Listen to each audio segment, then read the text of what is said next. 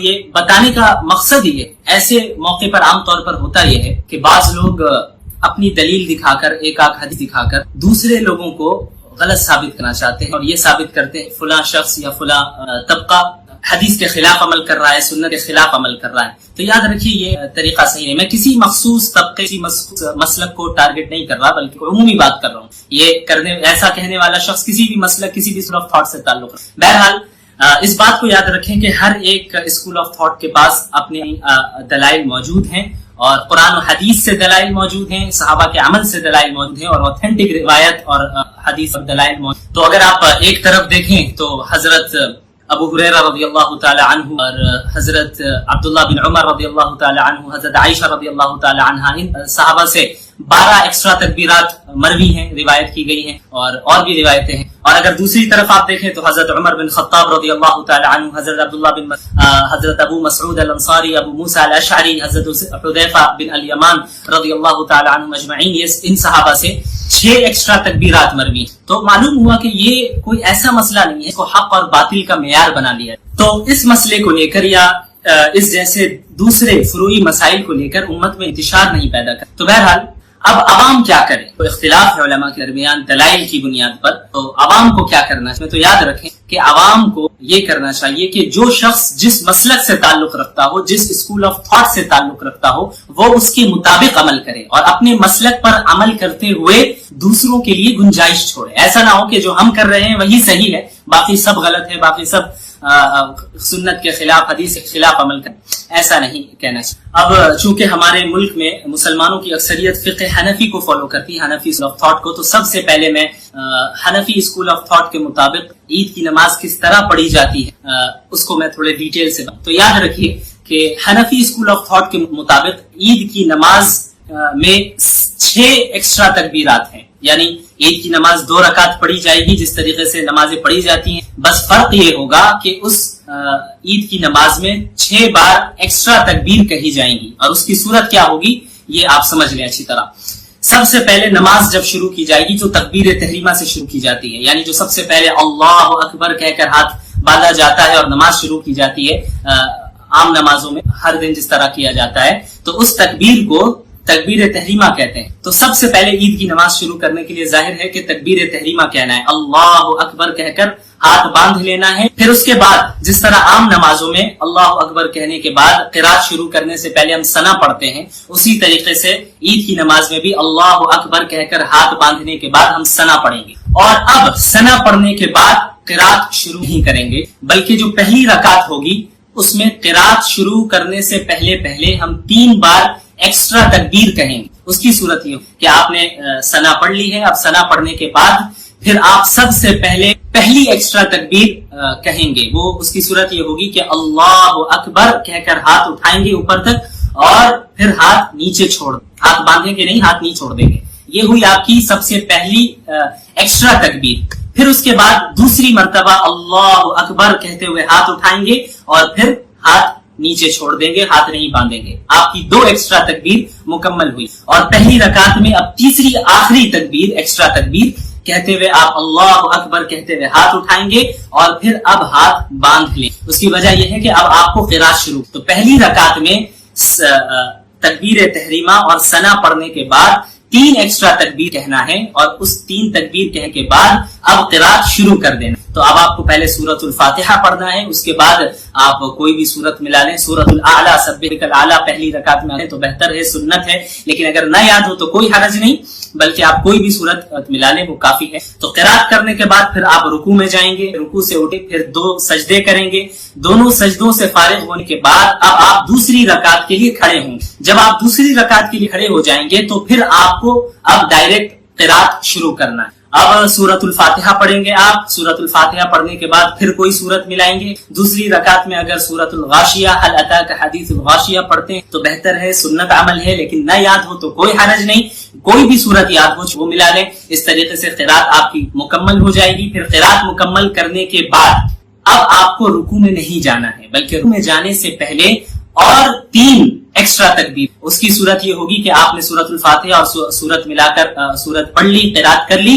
اب آپ کو پھر کہنا ہے اللہ اکبر کہتے ہوئے ہاتھ اٹھانا ہے، پھر ہاتھ اٹھا کر نیچے چھوڑ دیں، ہاتھ باندھنا نہیں ہے۔ پھر یہ ہو گئی آپ کی دوسری رکعت میں پہلی ایکسٹرا تکبیر، اور پھر اس کے بعد دوسری مرتبہ اللہ اکبر کہہ کر ہاتھ اٹھانا ہے، پھر ہاتھ نیچے چھوڑ دینا، پھر تیسری مرتبہ اللہ اکبر کہہ کر ہاتھ اٹھانا ہے اور پھر ہاتھ نیچے چھوڑ دینا۔ اس طریقے سے آپ کی 6 زائد تکبیر مکمل ہوئی۔ پہلی رکعت میں ثنا کے بعد 3 ایکسٹرا تکبیر قرات سے پہلے اور دوسری رکعت میں قرات کرنے کے بعد 3 ایکسٹرا تکبیر آپ نے مکمل کری، جو کہ ٹوٹل 6 تکبیریں ہو گئی ایکسٹرا تکبیر۔ تو 3 تکبیر کرنے کے بعد کہنے کے بعد دوسری رکعت میں اب آپ کو رکوع میں چلے جانا ہے، پھر رکوع میں جا کر اٹھنا ہے، پھر سجدے کرنے اور اس کے بعد سلام پھیرنا ہے، جس طریقے سے عام نماز میں کیا جاتا ہے ویسا ہی آپ کو کرنا ہے۔ تو یہ بڑا آسان مسئلہ تھا، امید ہے آپ کو سمجھ میں آ گیا ہوگا۔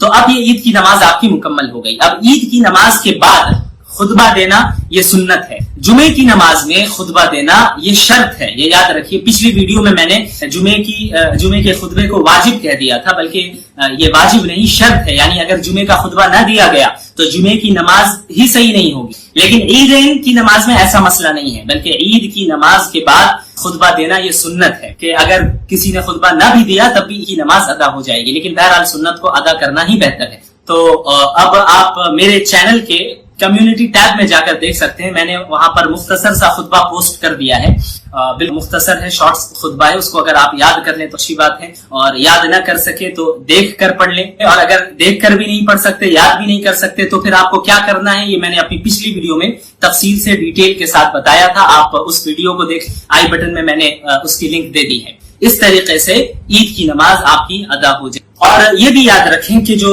6 زائد تکبیر کہی جا رہی ہیں، ایکسٹرا تکبیر جو کہی جا رہی ہیں، جو پہلی رکعت میں 3 بار قرات سے پہلے اور دوسری رکعت میں قرات کے بعد رکوع میں جانے سے پہلے 3 ایکسٹرا تک کہی جا رہی ہیں، تو ان کے درمیان کتنا گیپ ہو، کتنا وقفہ ہو، تو یاد رکھیں کہ ان کے درمیان اتنا وقفہ ہو کہ جس میں ہم آسانی سے 3 بار سبحان اللہ کہہ سکیں، سبحان اللہ سبحان اللہ سبحان اللہ، یعنی 2 سے 3 سیکنڈ کا وقفہ ہو۔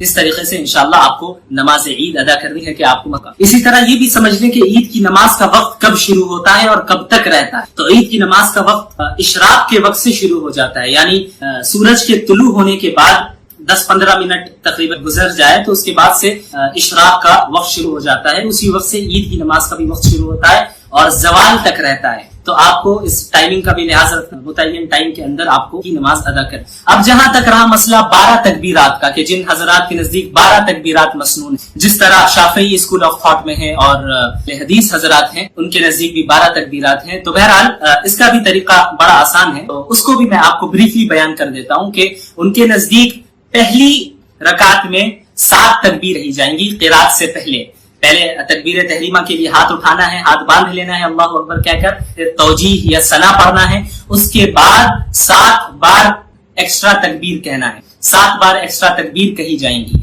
اور ہر تکبیر کے بعد ہاتھ باندھ لینا ہے، ہاتھ چھوڑنا نہیں ہے، اور ہر تکبیر کے درمیان یہ مسنون طریقہ ہے ان کے، آپ یہ دعا دل میں پڑھیں، سبحان اللہ والحمدللہ ولا الہ الا اللہ واللہ اکبر۔ اس کے بعد قرات شروع کرنی ہے، اور قرات سے فارغ ہونے کے بعد رکوع کرنا ہے، دونوں سجدے کرنے ہیں، پھر جب دونوں سجدوں سے فارغ ہونے کے بعد آپ دوسری رکعت کے لیے کھڑے ہوں گے تو اب قرات شروع کرنے سے پہلے ہی آپ کو اور مزید ایکسٹرا 5 تکبیر کہنی ہے، جس طریقے سے پہلی رکعت میں آپ نے کہا۔ پھر جب آپ 5 تکبیر سے فارغ ہو جائیں گے تو پھر اب قرات کرنے سے عام نماز میں کیا جاتا ہے، اسی طرح کرنا ہے۔ تو ٹوٹل 12 تکبیریں پوری ہوئی، ایک رکعت میں 7 اور دوسری رکعت میں 5۔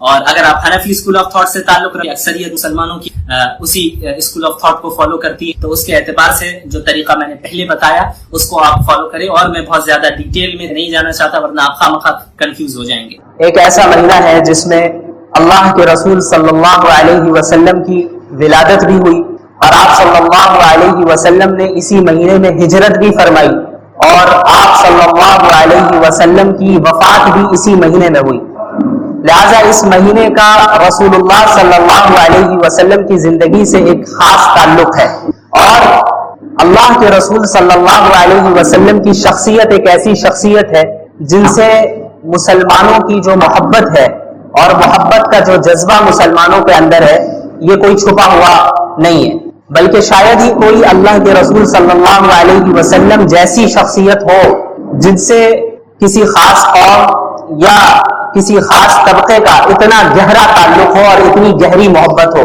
جتنا مسلمانوں کو ہے اللہ کے رسول صلی اللہ علیہ وسلم سے. تو آپ صلی اللہ علیہ وسلم سے محبت اور اس محبت کا جذبہ جو ہم رکھتے ہیں وہ ربیع الاول کے ساتھ محدود نہیں ہے. یعنی ایسا نہیں ہے کہ ہم اللہ کے نبی صلی اللہ علیہ وسلم سے محبت صرف ربیع الاول میں کرتے ہیں، بلکہ ہم پوری زندگی ہر مہینے ہر لمحے اللہ کے رسول صلی اللہ علیہ وسلم سے ایک تعلق رکھتے ہیں اور اس سے محبت اور عقیدت رکھتے ہیں. اور آپ صلی اللہ علیہ وسلم سے جو ہم محبت بھی کرتے ہیں وہ محض جذبات کی بنیاد پر نہیں کرتے ہیں. وہ محبت صرف جذباتی محبت نہیں ہے بلکہ وہ محبت عقلی محبت ہے. عقلی بنیادوں پر لاجیکلی یہ چیز ہے کہ ہم اللہ کے نبی صلی اللہ علیہ وسلم سے محبت کرتے ہیں. عقل کا تقاضا ہے کہ ہم اللہ کے نبی صلی اللہ علیہ وسلم سے محبت کریں.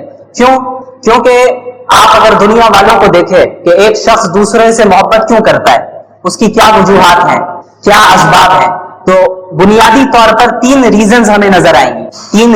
3 وجوہات ایسی ہیں جن کی بنیاد پر اس دنیا میں کسی دنیا کے دوسرے ہی شخص سے محبت کی جاتی ہے. وہ 3 ریزنز کیا ہیں، 3 وجوہات کیا ہیں؟ سب سے پہلی وجہ ہے کہ جس سے محبت کی جا رہی ہے اس سے ہم نے محبت اس کے احسان کی بنیاد پہ کیا کہ کسی شخص نے کسی دوسرے پر احسان کیا ہوا ہے تو جس پر احسان کیا گیا اسے ایک عقیدت ہو گئی، ایک محبت اس شخص سے جس نے اس کے اوپر احسان کیا ہے. دوسری وجہ کیا ہوتی ہے کہ ہم کسی کے اخلاق سے اور اس کے کردار سے متاثر ہو کر اس سے محبت کرنے لگتے ہیں، اس کے کیریکٹر سے متاثر ہو کر ہم محبت کرنے لگتے ہیں. یہ دوسری وجہ ہوئی. اور تیسری وجہ کیا ہے کہ ہم سامنے والے کی خوبصورتی کو دیکھ کر اس سے محبت کرنے لگتے ہیں. یہ 3 بنیادی وجوہات ہیں کہ اس دنیا میں ان وجوہات میں سے کسی ایک وجہ سے یا زیادہ سے زیادہ 2 وجہ سے، بہت کم ایسے سچویشنز ہیں جہاں پر تینوں وجہ پائی جائے اور اس سے انسان محبت کرتا ہے. تو اب ہم ان تینوں چیزوں کو رسول اللہ صلی اللہ علیہ وسلم کی زندگی میں دیکھتے ہیں، اور جب ہم اللہ کے نبی صلی اللہ علیہ وسلم کی زندگی کا مطالعہ کرتے ہیں اور ان کی شخصیت کو دیکھتے ہیں اور جانتے ہیں تو ہمیں معلوم چلتا ہے کہ رسول اللہ صلی اللہ علیہ وسلم کی ذات میں یہ تینوں چیزیں بیک وقت موجود ہیں. ایٹ اے ٹائم یہ تینوں ریزنز موجود ہیں اور بدرجہ اتم موجود ہے. مثال کے طور پر سب سے پہلی جو ریزن ہم نے بتائی وہ ہے احسان. کوئی کسی پر احسان کرے تو ہمیں اس سے محبت ہوتی ہے. اب آپ مجھے یہ بتائیں کہ ہم تو کوئی انسان اگر چھوٹا موٹا احسان بھی کرے تو اس سے متاثر ہو کر اس سے محبت کرنے لگتے ہیں، لیکن اللہ کے رسول صلی اللہ علیہ وسلم سے زیادہ بڑا احسان پوری انسانیت پر کس نے کیا؟ کسی نے نہیں. پوری انسانیت تاریکی میں، گمراہی میں مبتلا تھی، جہنم کے دہانے پر کھڑی تھی، لیکن اللہ کے رسول صلی اللہ علیہ وسلم کی بعثت ہوتی ہے اور آپ صلی اللہ علیہ وسلم کے ذریعے سے اللہ تعالیٰ نے پوری انسانیت کو راہ دکھائی. اگر اللہ کے رسول صلی اللہ علیہ وسلم نہیں آتے تو کیا ہمیں زندگی گزارنے کا طریقہ معلوم ہوتا؟ نہیں معلوم ہوتا. اور خصوصاً آپ جب ان واقعات کا مطالعہ کریں جب اللہ رب العالمین نے محمد الرسول اللہ صلی اللہ علیہ وسلم کو بعض ایسے اختیارات دیے کہ اگر آپ کہیں تو آپ کے دشمنوں کو بھی ہلاک کر دیا جائے، ختم کر دیا جائے. طائف کا واقعہ ہم سب جانتے ہیں کہ کس طریقے سے اللہ کے نبی صلی اللہ علیہ وسلم کو طائف میں لہو لہان کیا گیا، ان کے پیچھے اوباشوں کو لگایا گیا، ان پر پتھراؤ کیے گئے اور آپ صلی اللہ علیہ وسلم کے جسم سے خون بہتا رہا، یہاں تک کہ اللہ رب العالمین نے فرشتے کو بھیجا. صحیح روایت ہے، صحیح حدیث ہے جس سے معلوم چلتا ہے کہ اللہ نے یہ اختیار دیا محمد الرسول اللہ صلی اللہ علیہ وسلم کو کہ اگر آپ چاہیں تو طائف والوں کو ابھی ختم کر دیا جائے، ابھی ختم کر دیں. تو اللہ کے نبی صلی اللہ علیہ وسلم نے فرمایا کہ نہیں، مجھے امید ہے کہ ان کی نسل سے ایسے افراد آئیں گے جو اللہ ماننے والے ہوں، اللہ کو ماننے والے ہوں گے. مسلمانوں کا کیا حال ہے؟ مسلمانوں کے متعلق اللہ کے نبی صلی اللہ علیہ وسلم نے پوری امت کے لیے، یعنی قیامت تک جتنے مسلمان آنے والے ہیں، صرف صحابہ نہیں، صحابہ کے لیے بھی، میرے لیے بھی اور آپ کے لیے بھی اپنے راتوں میں دعائیں کیا کرتے تھے. حضرت عائشہ رضی اللہ عنہا کا واقعہ معروف ہے کہ ایک مرتبہ اللہ کے نبی صلی اللہ علیہ وسلم نے ان کے لیے دعا فرمائی کہ یا اللہ حضرت عائشہ کے اگلے پچھلے تمام گناہوں کو معاف فرما دے. تو اس دعا سے اتنی زیادہ حضرت عائشہ خوش ہوئی کہ ہنستے ہنستے سر بھی جھکا دیا انہوں نے کہ اللہ کے نبی دعا فرما رہے ہیں میرے لیے، اور وہ بھی ایسی دعا کہ اگلے پچھلے تمام گناہوں کو معاف فرما دے. کتنی بڑی بات ہے. تو اللہ کے نبی صلی اللہ علیہ وسلم نے فرمایا کہ عائشہ تمہیں اس دعا سے خوشی ہوئی؟ ظاہر ہے خوشی ہوئی. تو اللہ کے نبی صلی اللہ علیہ وسلم نے فرمایا کہ خدا کی قسم یہ وہ دعا ہے جو میں اپنی پوری امت کے لیے ہر وقت مانگتا ہوں. یعنی میرے لیے اور آپ کے لیے بھی اللہ کے نبی صلی اللہ علیہ وسلم یہ دعا مانگا کرتے تھے. یہ دعا آپ صلی اللہ علیہ وسلم اللہ رب العالمین سے مانگا کرتے تھے. ہم لوگوں پر کتنے احسانات اللہ رب العالمین نے اللہ کے نبی صلی اللہ علیہ وسلم کے ذریعے کروائے. اب آپ ایک جو اللہ کے نبی صلی اللہ علیہ وسلم نے کیا فرمایا, ایک صحیح روایت میں ہے کہ ہر نبی کو ایک دعا دی گئی, ایسی دعا جسے اللہ کبھی ریجیکٹ نہیں کرے گا. یعنی انبیاء کی دعا تو ایسی قابل قبول ہوتی ہے, لیکن اللہ رب العالمین اس بات کا پابند نہیں ہے کہ وہ نبی کی ہر دعا کو قبول کر لے. اللہ کرے گا, اپنے فضل سے کرے گا, اللہ تو کسی کا پابند نہیں ہے. لیکن اللہ رب العالمین نے ہر نبی کو ایک ایسی دعا دی ہے جس کے متعلق اللہ نے خود فرمایا کہ یہ ایک ایسی دعا ہوگی جسے میں ریجیکٹ نہیں کروں گا. تو انبیاء نے, پچھلے انبیاء نے ان دعاؤں کا استعمال کیا. حضرت نوح علیہ السلام نے بھی اور دیگر انبیاء نے بھی. حضرت نوح علیہ السلام 950 سال تک انہوں نے اپنی قوم میں دعوت کا کام کیا, لوگوں کو اسلام کی طرف بلایا, لیکن ماننے والے بہت تھوڑے رہے. ہر طرح سے کوشش کی, لیکن نہ ماننے والے جو تھے انہوں نے ہر طرح سے انہیں تکلیف پہنچائی. آخر کار اللہ حضرت نوح نے دعا کی کہ اللہ اب انہیں ہلاک کر دیں, اب انہیں ختم کر دیں. اور پھر اللہ رب العالمین نے انہیں ہلاک کیا, کیونکہ ایک ایسی دعا انبیاء کو ملی جو کبھی ریجیکٹ نہیں ہوتی. اللہ کے نبی محمد الرسول اللہ صلی اللہ علیہ وسلم نے کیا فرمایا کہ اس دعا کو میں نے ابھی تک اس دنیا میں استعمال نہیں کیا ہے, اس آپشن کو میں نے ابھی تک استعمال نہیں کیا. حدیث کا مفہوم ہے, اس کو میں نے قیامت کے دن کے لیے رکھا ہے کہ میں اس دن اپنی امت کے لیے سفارش کروں گا. یا اللہ آپ نے مجھے ایک دعا دی ہے, ایک ایسا موقع دیا ہے کہ جس کو آپ کبھی ریجیکٹ نہیں کریں گے. یہ اس کو حالانکہ دنیا اللہ کے نبی صلی اللہ علیہ وسلم سے زیادہ کسی نبی کو تکلیف نہیں پہنچائی گئی. جتنے انبیاء آئے سب سے زیادہ تکلیف اگر کسی کو پہنچائی گئی ہے تو وہ محمد رسول اللہ صلی اللہ علیہ وسلم, سب سے زیادہ تکلیف ہر اعتبار سے. تو اللہ کے نبی صلی اللہ علیہ وسلم چاہتے تو دنیا ہی میں اس کا استعمال کر لیتے.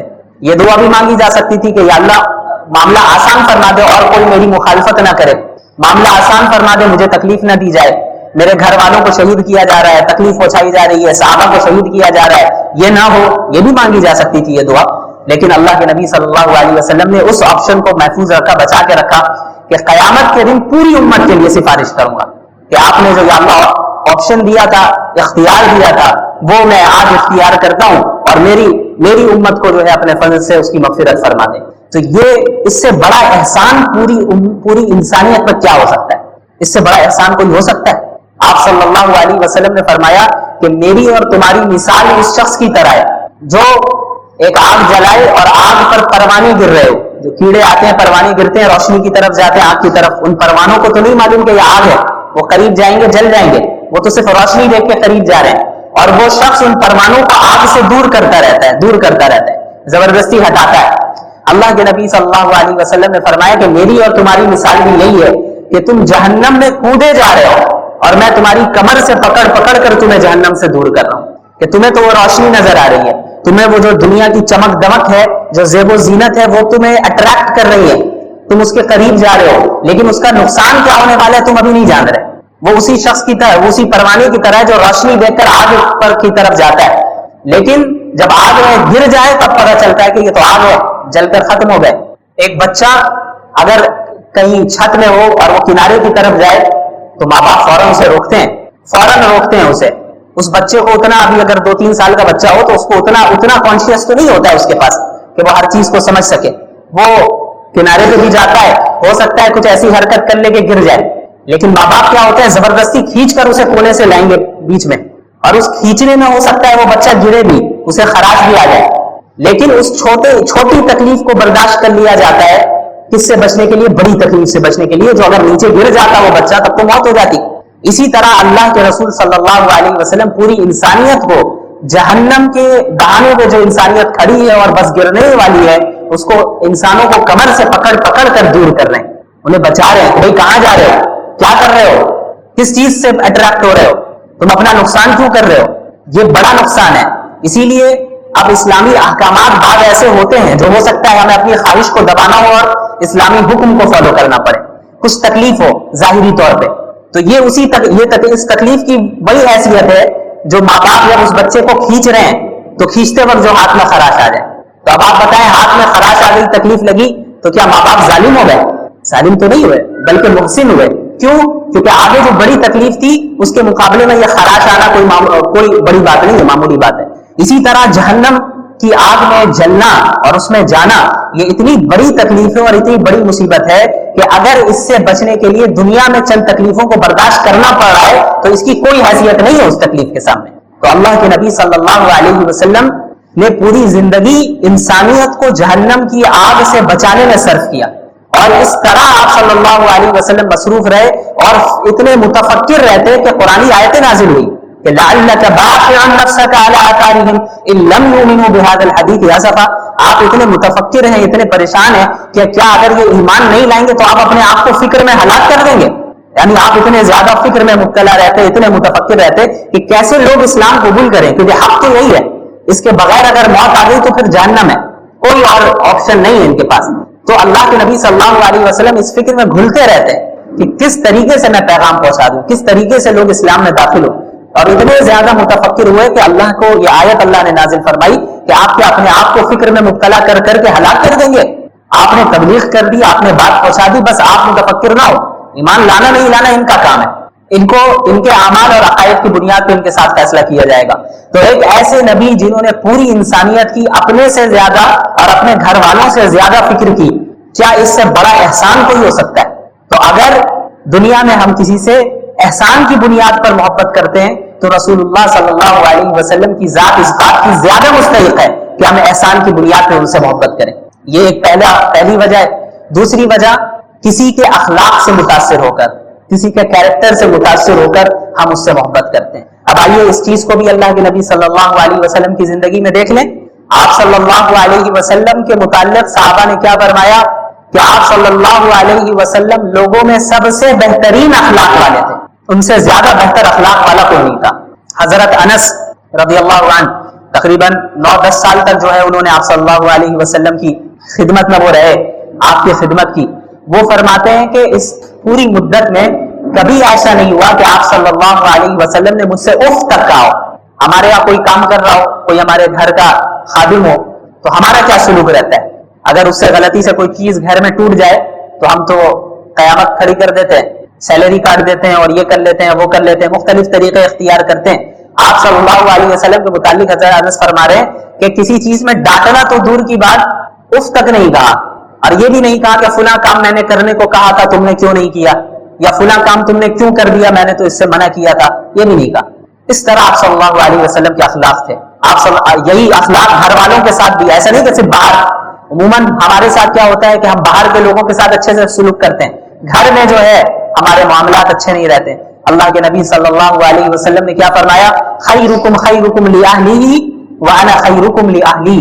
تم میں سب سے بہترین شخص وہ ہے جو اپنے گھر والوں کے ساتھ اچھا سلوک کرے، اپنی گھر والی کے ساتھ اچھا سلوک کرے، اور تم میں سب سے زیادہ اپنی گھر والی کے ساتھ اچھا سلوک کرنے والا میں ہوں۔ یعنی میری اتباع کرو اس چیز میں بھی کہ اپنے گھر والوں کے ساتھ بھی حسن سلوک، ان کے ساتھ بھی بد اخلاقی کے ساتھ پیش نہیں آنا۔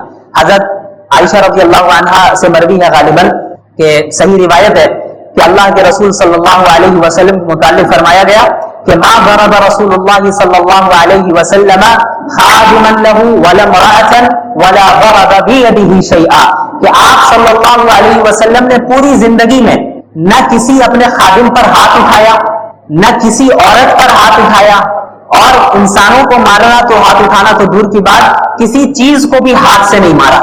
اب ہمارے یہاں کیا ہوتا ہے، ہمیں غصہ آ جائے تو ہم کیا کرتے ہیں کہ چیزوں کو اٹھا پٹک کرنا شروع کر دیتے ہیں۔ اللہ کے رسول صلی اللہ علیہ وسلم کے متعلق فرمایا جا رہا ہے کہ کسی عورت کو مارنا، کسی انسان کو مارنا یہ تو ہوا ہی نہیں، اور یہ تو دور کی بات، آپ نے کسی چیز کو بھی ہاتھ سے بھی دھکا نہیں دیا کہ دھکا دے کر یا کسی چیز کو مارا ہو، ہاتھ سے ایسا نہیں کیا۔ یہ آپ صلی اللہ علیہ وسلم کے اخلاق تھے، اور آپ صلی اللہ علیہ وسلم کا جو کردار اور مختلف جو انسان کے کردار کے اندر جو خصوصیات ہوتی ہیں، شجاعت ہے اور دوسری چیزیں ہیں، سخاوت ہے، یہ ساری چیزیں آپ صلی اللہ علیہ وسلم کے تھے۔ آپ صلی اللہ علیہ وسلم سے زیادہ سخی بھی کوئی نہیں تھا، جو ہوتا اس کو بھی صدقہ کرتے، اور آپ صلی اللہ علیہ وسلم سے زیادہ بہادر بھی کوئی نہیں تھا۔ حضرت علی رضی اللہ عنہ فرماتے ہیں کہ دوران جنگ بھی جب کبھی صورتحال ایسی ہو جاتی کہ بہت شدید جنگ شروع ہو گئی ہے، زبردست، دونوں طرف سے ایک دم زبردست جنگ شروع ہو گئی، اور حالات بہت سنگین ہو گئے تو حضرت علی فرماتے ہیں رضی اللہ عنہ کہ ہم اللہ کے نبی صلی اللہ علیہ وسلم کی آڑ میں رہا کرتے ہیں، یعنی آپ سب سے آگے رہتے، صحابہ آپ صلی اللہ علیہ وسلم کے پیچھے رہتے اور بچاؤ کرتے. تو یہ آپ صلی اللہ علیہ وسلم کی بہادری بھی ہے، جو لیڈرشپ کی جو خصوصیات ہے لیڈر ہونے کی، اور کیریکٹر کی جو دیگر خصوصیات ہیں. ایک انسان کا ہم جو کہتے ہیں کہ کیریکٹر یہ بہت ہی درست ہے، بہت اچھا ہے، اس کے اخلاق بہت اچھے ہیں، وہ ساری چیزیں بیک وقت بدرجہ کمال آپ صلی اللہ علیہ وسلم کے اندر موجود. تو اگر ہم کسی سے اس دنیا میں اچھے کیریکٹر اور اچھے اخلاق کی بنیاد پر محبت کرتے ہیں تو عقل کا یہ تقاضا ہے کہ اللہ کے نبی صلی اللہ علیہ وسلم کی ذات اس بات کی زیادہ مستحق ہے کہ اچھے اخلاق اور اچھے کیریکٹر کی بنیاد پر ان سے محبت کی جائے. تیسری چیز کیا ہے؟ خوبصورتی. کسی کی خوبصورتی کو دیکھ کر ہم متاثر ہو گئے، کسی کی کوئی زیادہ خوبصورت ہے تو ہم اس سے محبت کرنے لگ گئے. دنیا میں ایسا ہوتا ہے. تو اب اس چیز کو اللہ کے نبی صلی اللہ علیہ وسلم کی زندگی میں اگر ہم دیکھیں اور آپ صلی اللہ علیہ وسلم کی ذات کو دیکھیں تو ہمیں پتہ چلتا ہے کہ آپ صلی اللہ علیہ وسلم سے زیادہ خوبصورت بھی کوئی نہیں تھا.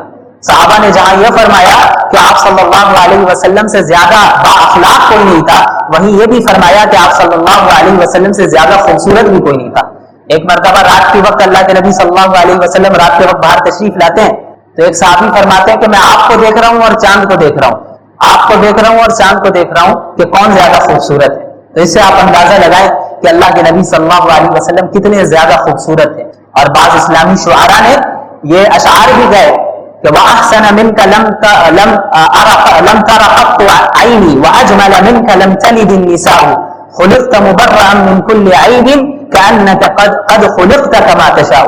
کہ آپ سے زیادہ خوبصورت میری آنکھوں نے کسی اور کو دیکھا ہی نہیں. وَأَحْسَنَ مِنْكَ لَمْ تَلِدِ النِّسَاءُ، اور آپ سے زیادہ خوبصورت کسی عورت نے آج تک جنا نہیں. اس طرح شخص اتنا خوبصورت کوئی پیدا ہوا ہے. وَأَجْمَلَ مِنْكَ لَمْ تَلِدِ النِّسَاءُ خُلِقْتَ مُبَرَّأً مِنْ كُلِّ عَيْبٍ. آپ اس طرح پیدا کیے گئے ہیں، اس طرح آپ کو اللہ نے بنایا ہے کہ گویا کوئی آپ کے اندر کوئی عیب ہے ہی نہیں، آپ بغیر کسی عیب کے پیدا کیے گئے. كَأَنَّكَ قَدْ خُلِقْتَ كَمَا تَشَاءُ، گویا کہ ایسا محسوس ہوتا ہے کہ گویا آپ کو اس طرح بنایا گیا ہے جس طرح آپ خود چاہتے ہیں. یعنی اگر ایک انسان کو خود اختیار مل جائے کہ بھئی تمہارا جسم اور تمہاری خوبصورتی ویسی رہے گی جیسا تم چاہتے ہو، تو ایک انسان کیا کرے گا؟ ہر عیب کو اپنے آپ سے دور کرے گا اور چاہے گا کہ ہم سب سے خوبصورت ہو. تو اللہ کے نبی صلی اللہ علیہ وسلم کی جسمانی خوبصورتی بھی اتنی زیادہ تھی کہ شاعر کہہ رہا ہے، اسلامی شاعر ہے، وہ کہتے ہیں کہ آپ اس طرح اتنے بے عیب جسمانی اعتبار سے پیدا کیے گئے ہیں کہ گویا آپ اپنے اختیار سے پیدا کیے گئے، جس طرح آپ کو بننا تھا ویسا آپ کو بنا دیا گیا. تو یہ آپ صلی اللہ علیہ وسلم کی خوبصورتی ہے. تو اگر دنیا میں خوبصورتی کی بنیاد پہ محبت کی جاتی ہے تو عقل کا تقاضا یہ ہے کہ رسول اللہ صلی اللہ علیہ وسلم سے خوبصورتی کی بنیاد پہ زیادہ محبت کی. تو رسول اللہ صلی اللہ علیہ وسلم کی جو محبت ہے یہ محض جذباتی بنیاد پہ نہیں ہے،